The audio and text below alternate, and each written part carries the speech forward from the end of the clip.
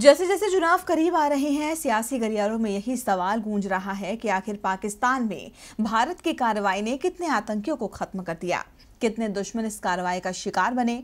इस पर विपक्ष सरकार से जवाब चाहता है, जिसे लेकर बीजेपी नेता अलग अलग बयान दे रहे हैं।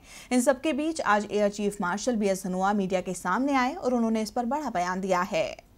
26 फरवरी को पाकिस्तान के बालाकोट में क्या हुआ था? भारतीय वायुसेना की कार्रवाई में सिर्फ पेड़ गिरे या फिर 300 आतंकी काल के गाल में पहुंचाए गए? ये सवाल पूछा है कांग्रेस नेता नवजोत सिंह सिद्धू ने, जो सरकार से जानना चाहते हैं कि आखिर कितने आतंकियों को नुकसान पहुंचाया गया। इस पर बीजेपी अध्यक्ष अमित शाह साफ कर चुके हैं कि हमले में करीब 250 आतंकी ढेर किए गए, लेकिन विपक्ष को सरकार के दावे पर एतबार नहीं। आतंकियों के आंकड़ों पर जारी तू मैं के बीच air chief marshal BS Dhanoa आज पहली बार मीडिया के सामने आए और उन्होंने इस पर कुछ इस तरह बयान दिया।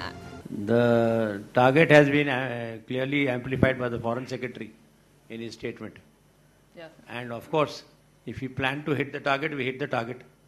Otherwise, why would he have responded? ANI, please. If he had dropped bombs in the jungle, there's no need for him to respond.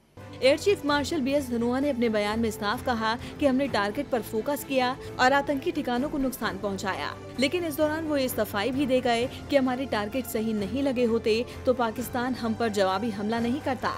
उन्होंने कहा कि कैजुअलिटी कितनी हुई है, इसका आंकड़ा सरकार जारी कर सकती है। अपने इस बयान में BS धनोआ ने जहां वायुसेना की कार्रवाई का बचाव किया, तो साथ ही उन्होंने सरकार की सफाई भी दे दी। धनोआ के बयान के बाद PMO की तरफ से एक ट्वीट भी आया, जिसमें कहा गया कि हमें सेना पर गर्व है और मैं ये नहीं समझ पा रहा हूँ कि कुछ लोग सेना पर सवाल क्यों उठा रहे हैं। तो अब धनोआ और PMO के इस बयान के बाद विपक्ष क्या कुछ कहता है, ये देखना दिलचस्प होगा। DB लाइव की रिपोर्ट।